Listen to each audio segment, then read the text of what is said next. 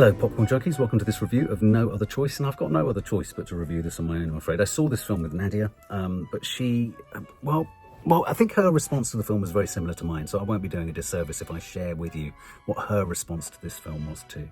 So No Other Choice. This is a film from Park Chan-wook, or Park Chan-wook. We would all know Park Chan-wook from his 2003 classic Old Boy, brilliant kind of tense, sinewy, horrific, squirmy kind of adaptation of a manga classic. He also did a couple of years ago Decision to Leave, which I didn't get to see.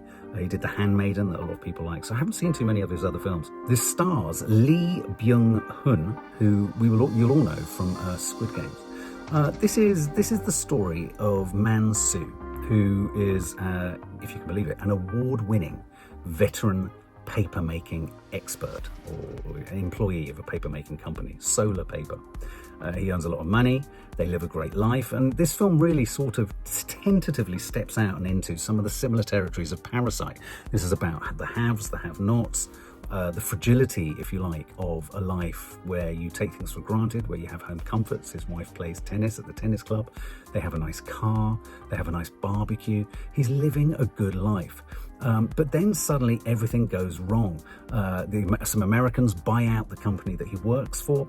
They fire many employees, and he is one of those who's been asked to stop working.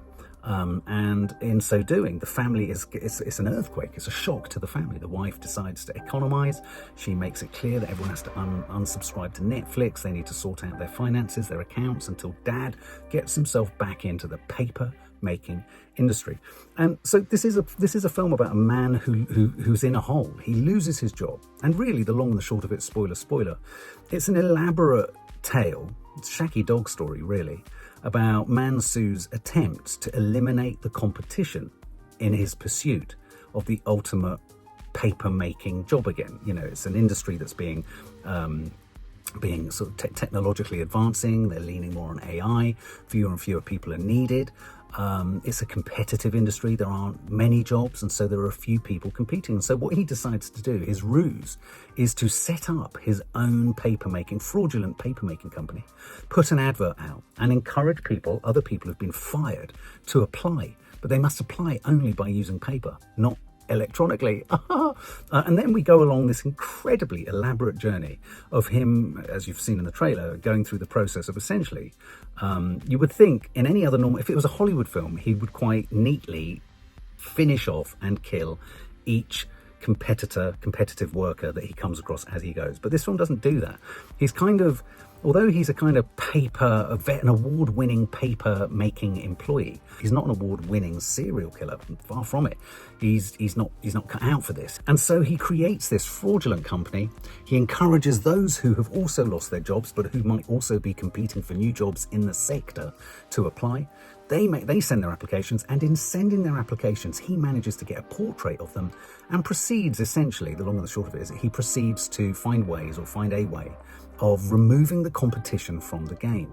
And that does entail, rather tragically, the killing of his competitors. Now, what's weird about this film is, as an idea, that's very neat, it's very contrived. It could only really be done with any kind of gutsiness by a Korean filmmaker. I think in any other cultural hands, it might come across as a bit, it's a bit obvious, it's a bit twee.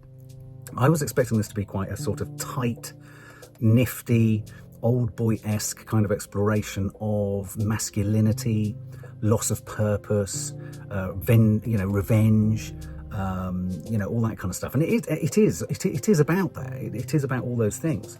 But it's also quite a staccato film. I mean, I'm a big believer that all films have a sort of internal rhythm. And even if, a film has a rhythm and it makes a decision to kind of upset that rhythm, something dramatic happens and then the whole shape of the film changes, that's good. That works. I found this film, although lots and lots of people really like it, and there's a lot to like in it, don't get me wrong, there are some really wonderful set pieces, almost chapters, as me and Nadia said. There are moments where you just go, oh wow, that's clever, oh wow, that's funny. Moments that have really stuck with me, which I'll share with you in a moment. But I have to say, I found it a really faltering film. It was like his mission was never particularly clear to himself. His hesitancy and his inability to kind of enact the killings or the removal of the competition didn't really imbue the story with confidence. It felt like it kept, the ignition key kept going in, it kept sort of kind of starting, and then it would get kind of distracted. So for example, you know, in the killing of one character, we discover that his wife's having an affair. And really, it is, as I say, a shaggy dog story of a man removing his the employee competition from his marketplace. And the end of the film is a very neat kind of tie-up, where in fact what we discover is he wins the fight, he wins the battle, but he doesn't really, he wins the battle, but he doesn't win the war, because ostensibly technology has moved on so far that he's going to end up working on his own in a paper mill, where his victory can't even be witnessed or experienced by any of those that he beat to get the job, because essentially he's killed them all. And I think this is a film about hubris. It is a film about male pride. You know, very early on, the wife says, maybe we should sell the house. And because he grew up in the house, he doesn't want to sell the house. He's holding on to things. You know, there's a moment later in the film where one of the other men that he has, you know, that he kills, the wife of that other man, because of course they're all unemployed, the wife of that other man says to him just before he dies, it wasn't the fact that you were unemployed that bothered me, it's what you didn't do, it's what you did with it that bothered me, it's how you dealt with it that bothered me.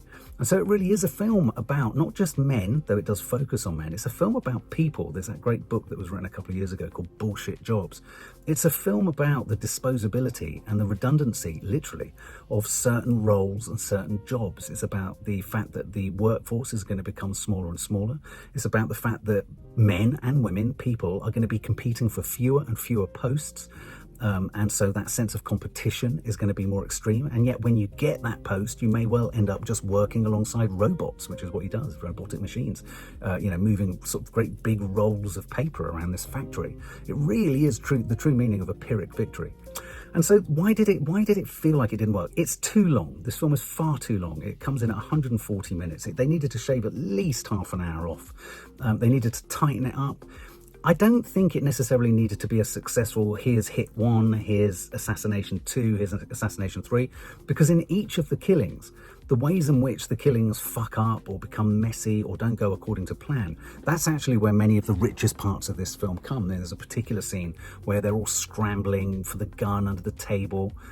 You know, the man that he's about to murder is sat in his chair getting drunk, and he's like, I'm an expert, I'm an engineer, I train to do far more than just, you know, just paper. And so I suppose my problem with this film, and maybe this is a Korean thing, I don't know, maybe it's lost in translation for me, it was neither grisly enough, nor serial killery enough, nor social commentary enough in the way that, say, Parasite was. And nor was it kind of comedy enough, or silly enough, or pastiche enough. And so consequently, it just felt like we kept moving into each episode, and each episode didn't really move the lead character's story along particularly well. He didn't seem to kind of evolve particularly much. And really the payoff was quite an obvious payoff, that essentially he pulls it all off. He's buried someone in the garden, but in the process, he's lost the respect of his wife. He's lost the respect of his children, because one of his children sees him, what he thinks, chopping up a body, but his mum says, oh, no, he wasn't. He was chopping up a pig. You know, so in a way, he loses everything. He loses the love of his wife. You know, he experiences profound jealousy because his wife has to go and work as a dental nurse, and he thinks that she's having a sort of a bit of a fling or something with the dentist himself. You know, he embarrasses himself. He emasculates himself. He renders himself in his pursuit of something that we've all been told is the be-all and end-all, which is the job, and the job that you need to get and no one else should have, even if you kill them. We realise that there's it's a fool's gold trophy. The end destination, he might get there, but by the end of the film, he still maybe has his house. He's maybe been able to get his dogs back that he's had to send off to another home because they can't afford to keep them. They've perhaps got their Netflix subscription back.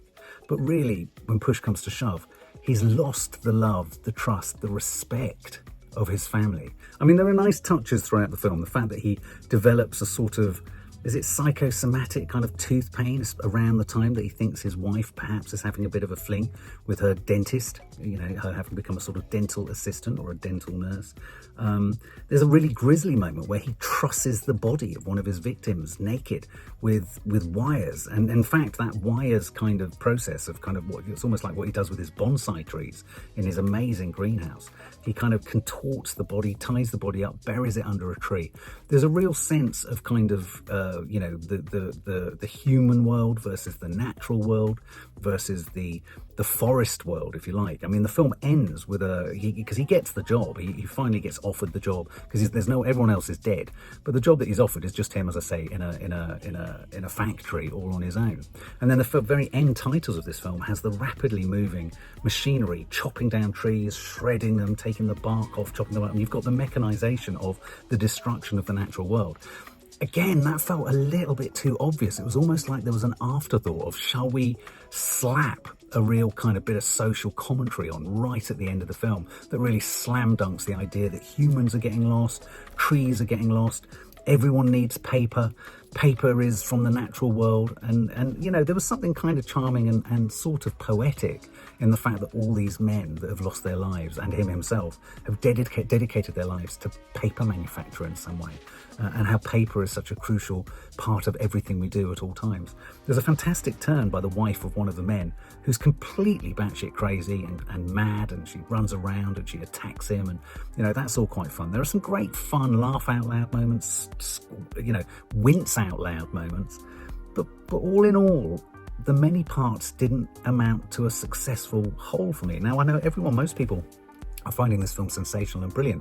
I get slightly worried when there's a sort of venerating of a director to the point of, oh, this is Park Chan-wook's kind of classic, you know, it's the guy who did Old Boy, and it was all right. It was all right. It was baggy. It was unfocused. The central performance by Lee Byung-hun is sensational. All the support cast were great. The moments between him and each of the men, the personal tragedies and the heartbreaking stories of, say, one of the men whose wife is being unfaithful, and you feel, oh, God, he's got nothing, and he has become this engineer, and he was better than just doing paper. And that's the scene in the trailer where you see him pulling all the kind of gloves off to shoot him with a gun, and that scene develops into the most comedic you know, scrabble on the floor to find the gun and shoot someone. You know, the lots of the men in this film are tragic, and perhaps it speaks to that thing that we hear about in certain sort of Asian countries where men are made to work and they get their value only from work, only from what they do for work, even if the work is soulless and empty and meaningless. Unless they're doing it, that's what, you know, that has to be where they get their meaning from. This is a film perhaps about that. It's about hubris, male pride. But it's also too long, too diluted, and too distracted. It became too distracted by itself. Its mission statement, I felt, needed to be a little bit more focused.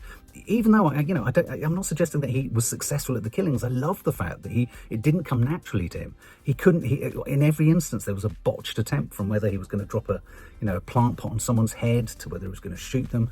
He kept fucking it up left, right and centre, and I like that because that spoke to, again, a certain emasculating aspect of him as a man, was he couldn't even kill the competition in an efficient manner. All said and done, there's a lot to like in it, but for me and Nadia, we kept getting bored. She fell asleep at one point. It was a bit fidgety. It was a bit samey. It was a bit lost in its own kind of thoughts. It kept being distracted from whatever it was trying to do in any scene. And sometimes that delivered a neat scene, and sometimes it just delivered filling, and you just felt like, oh, for God's sake, when are we going to move on? If I was to score it, I'd give it 70 out of 100.